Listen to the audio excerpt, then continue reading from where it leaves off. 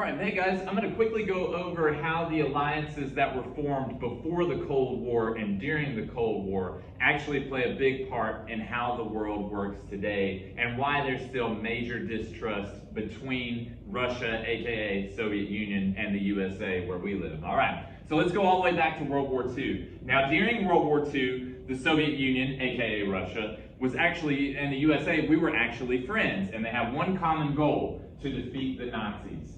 Now, after the war, the differences between the two countries became so clear that each country realized that they weren't able to get along. So during World War II, they were getting along. Here we see Stalin, aka leader of the Soviet Union, and FDR, the president of the USA. But after the war, they're getting along there, but after the war, they can't get along, and the reason why is because the US was a capitalist democracy, and the Soviet Union was a communist dictatorship. And those two belief systems are totally opposite of each other, and that's why they can't get along. Just too big of a difference, all right? Now, here is the other reason why.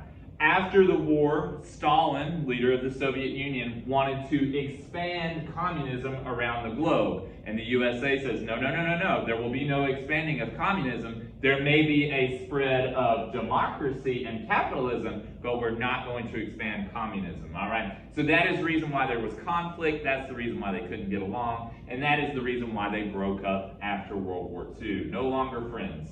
So let's move on to see what alliances they formed. Now, after World War II, both of these countries, USA and Soviet Union, they're number one and number two as far as most powerful countries in the world. So they quickly, all the other countries of the world, quickly want to join up with these two, and they formed two different big alliances. Okay? The Eastern Bloc, aka pro-communism, they formed the Warsaw Pact. All right, so that's the Warsaw Pact. When you see Warsaw Pact, just remember they are pro-communism. They are the communist countries of the world, mainly in Europe. All right. The other side, the Western Bloc, aka USA-led, pro-democracy, pro-capitalism, they formed something called NATO, aka the North Atlantic Treaty Organization.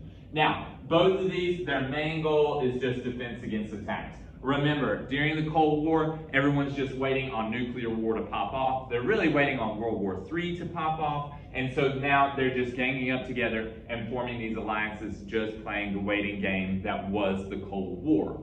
All right, so let's move on. So again, just to reiterate, Eastern Bloc, pro-communist, they formed the Warsaw Pact alliance.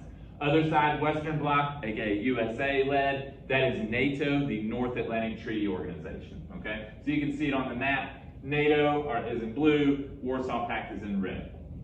Okay, now, when these countries, when these alliances form, all this does is just add to the tension of the Cold War, because now the number one and number two countries just got a whole lot stronger because they have big alliances back to back them up.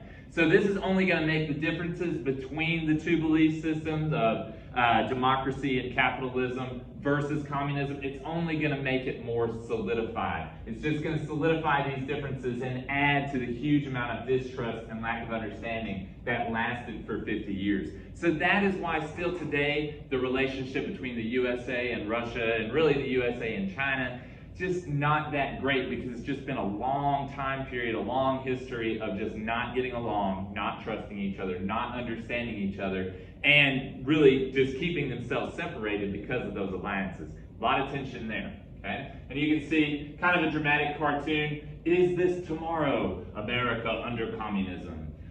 So take that for what it is. And the Americans during the time, they took it for what it was, and they feared communism, distrust, lack of understanding. So, how does it all play out? How does it really connect to what we're learning today? How is the Cold War impacting the modern era? Well, here is why.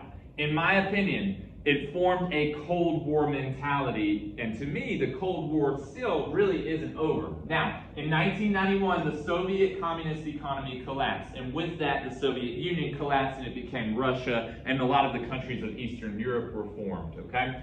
Now, when this happened, NATO jumps in. Remember, NATO is the USA-led big alliance of pro-democracy, pro-capitalism, and they wanted to start taking influence in a lot of the countries of Eastern Europe, so Yugoslavia, Czechoslovakia, all those countries. They helped them out as the Soviet Union collapsed, okay? So in a way, that to me is a reason why the Cold War mentality continues. Because where the USA sees an opportunity, they try to spread democracy. So let me skip ahead and go, and I'll tell you why I think the USA is still kind of continuing in this, and here's why. Now, first of all, the U.S. has a massive military budget. This plays into that Cold War arms race. Remember, I already told you we are the first country to successfully test supersonic missiles, which is great, but it's also, that's part of the arms race. That doesn't lower any tension.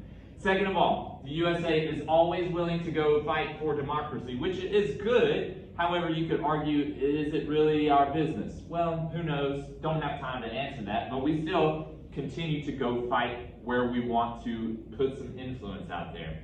And just like this shows, the USA is still looking for ways to be the #1 power. Now, I would argue it's good to be the #1 power because there's a lot of benefits. However, it adds to that struggle. All right, now let's go to the Russia side. Russia, as far as their Cold War mentality, they possess more nuclear weapons than any other country in the world. Okay, so that's part of the arms race.